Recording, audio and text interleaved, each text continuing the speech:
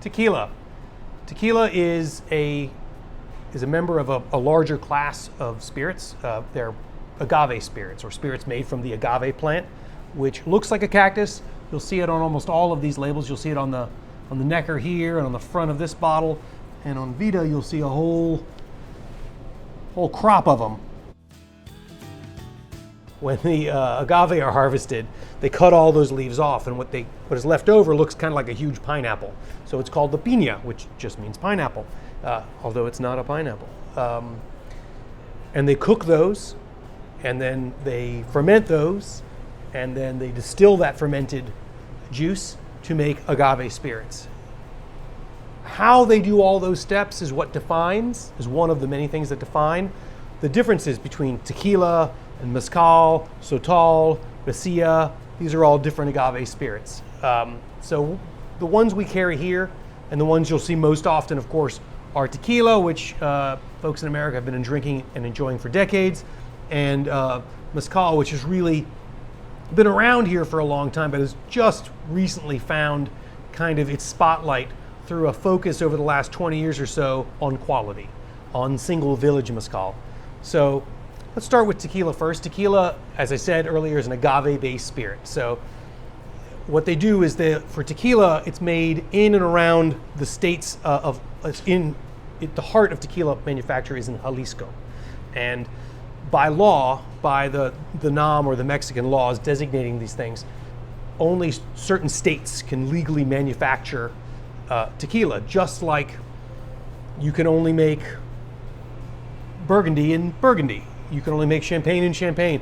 The geographic designation for tequila is Jalisco in the states basically surrounding Jalisco. It is made exclusively with one varietal of agave, the Weber Blue Agave.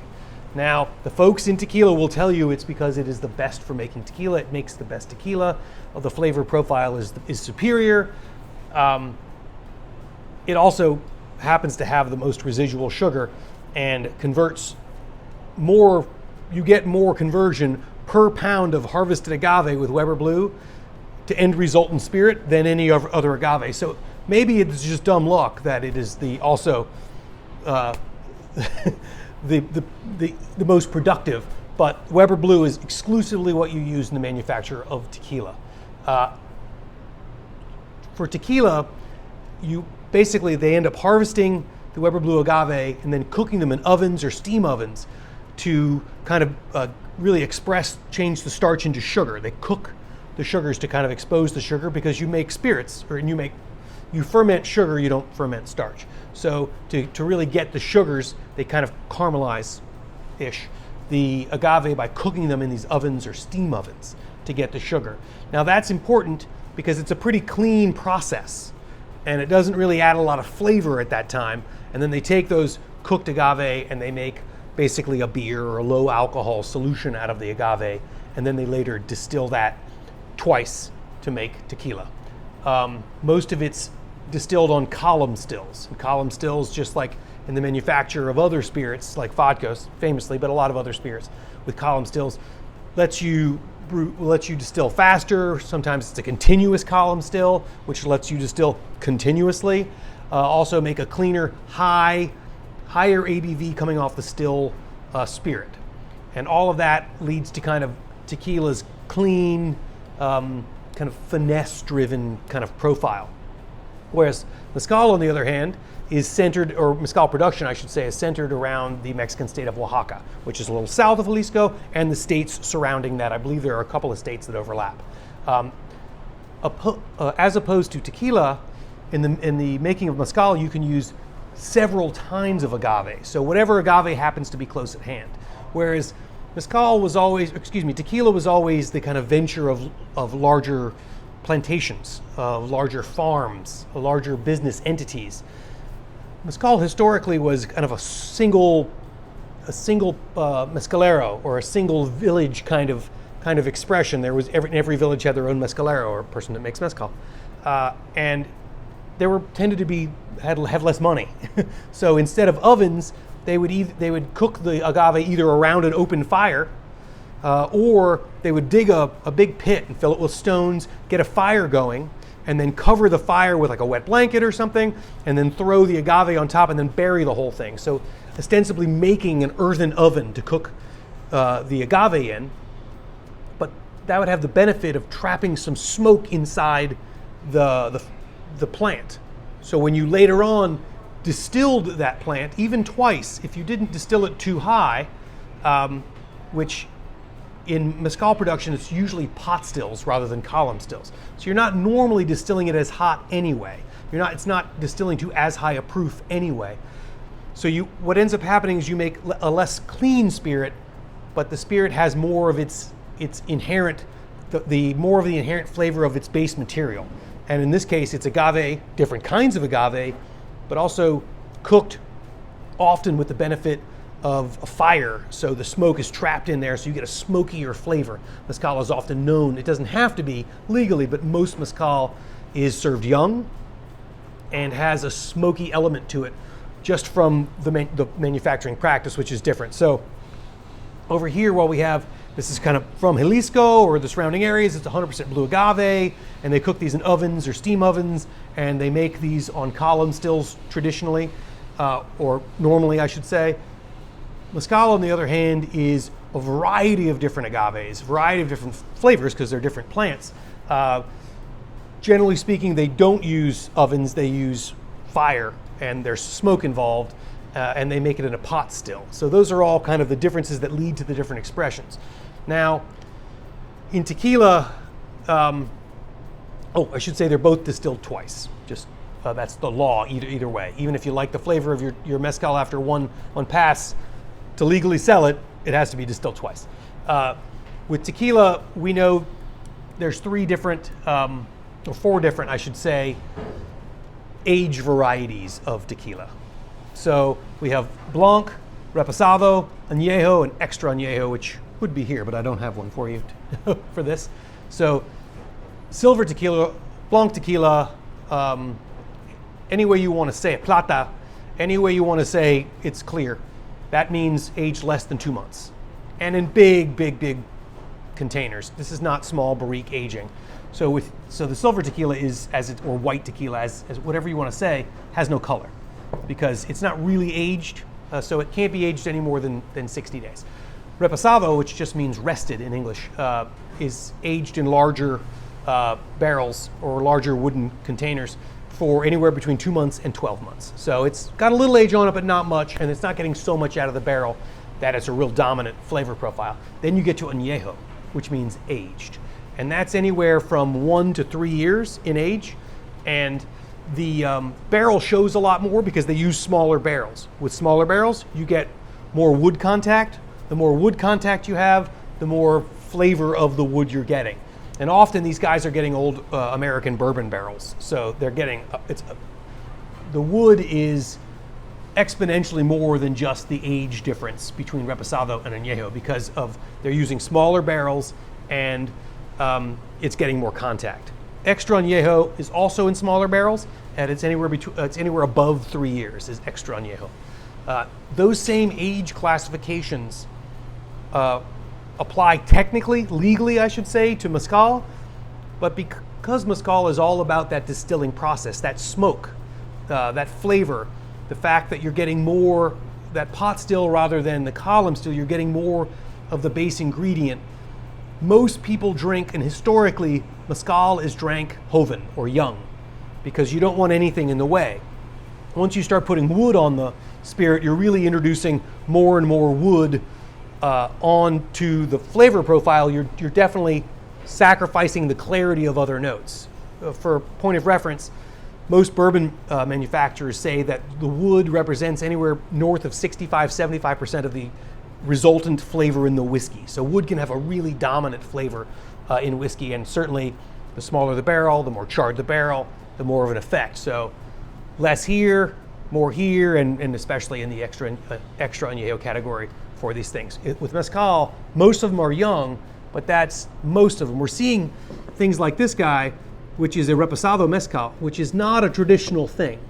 But now that there's interest in the category of mezcal, there's a market pressure for mezcaleros to say, hey, maybe I can come up with that. And some of the bigger name people in the spirits business now are aware that mezcal's hot, and they're coming after it and trying to get involved in the game.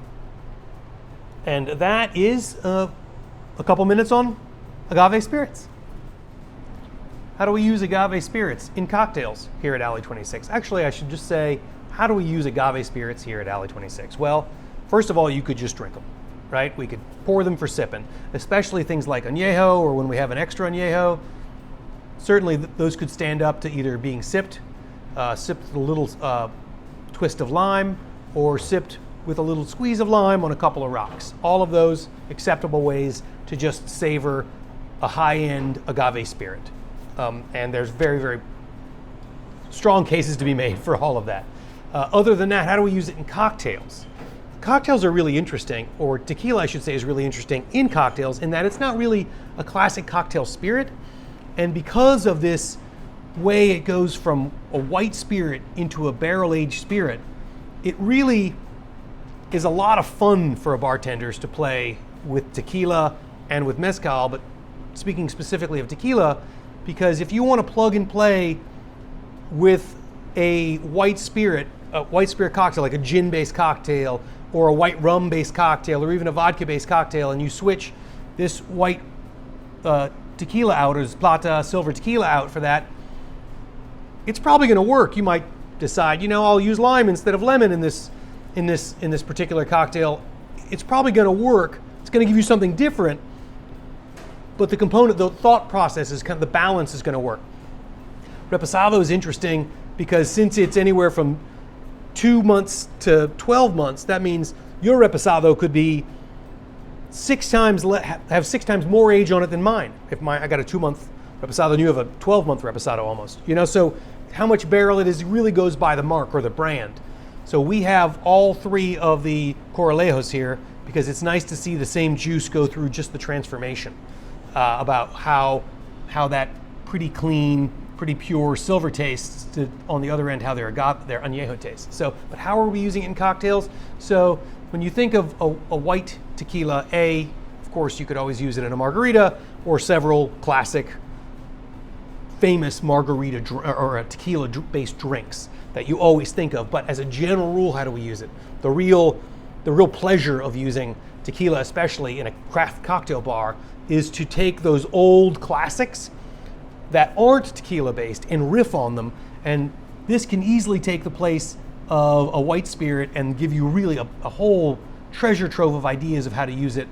And whereas the añejo can take the place of a barrel-aged spirit, whether it's a brandy or a whiskey, or even in some cases a rum.